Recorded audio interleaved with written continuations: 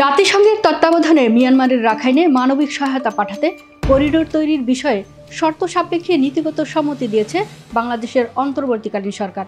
তবে এর সিদ্ধান্ত ঘিরে চলছে নানা আলোচনা সমালোচনা। বিস্তারিত নিউজ ডেস্কে।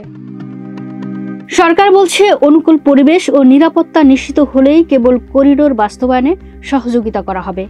কর্মকর্তাদের মতে, মানবিক করিডোর রোহিঙ্গা প্রত্যাবর্ষণের সম্ভাবনা উন্মুক্ত করতে পারে, কিন্তু নিরাপত্তা বিশ্লেষক ও কূটনীতিকরা সতর্ক করে বলেছেন, মিয়ানমারের জান্তা ও আরকান আর্মি একমত না হলে এই করিডোর কার্যকর হবে না। বিশ্বের বিভিন্ন জায়গায় মানবিক করিডোর সামরিক উদ্দেশ্যে ব্যবহৃত হওয়ার নজিরও আছে। সরকারের এক কূটনৈতিক বলেন, করিডোর তৈরি হলেও সেটা হতে হবে শর্ত সাপেক্ষে এবং নিরাপত্তা নিশ্চিত করে। তিনি মনে করেন, করিডোর রোহিঙ্গা প্রত্যাবর্ষণের পথ খুলে দিতে পারে। অন্যদিকে সাবেক কূটনীতিকরা বলছেন, করিডোর সিদ্ধান্ত নেওয়ার আগে জাতীয় ঐক্যমত জরুরি।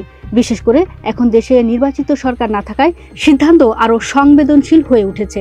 জাতিসংঘ রাখাইনে দুর্ভিক্ষের আশঙ্কায় বাংলাদেশকে করিডোর ব্যবহারের অনুরোধ জানালেও সরকার এখনও কোনো চূড়ান্ত সিদ্ধান্ত নেয়নি। প্রধানমন্ত্রীর উপদেষ্টা প্রেস সচিব জানান, জাতিসংঘের তত্ত্বাবধানে ত্রাণ সহায়তা পাঠানো হলে বাংলাদেশ কেবল লজিস্টিক সহায়তা দিতে পারে। বিশ্লেষকরা মনে করছেন, করিডোরের সিদ্ধান্তে আন্তর্জাতিক শক্তিগুলোর ভূমিকা, রোহিঙ্গা প্রত্যাবাসন নিশ্চয়তা এবং নিরাপত্তার বিষয়টি স্পষ্ট হলে তা বাংলাদেশকে দীর্ঘমেয়াদে বিপদে ফেলতে পারে।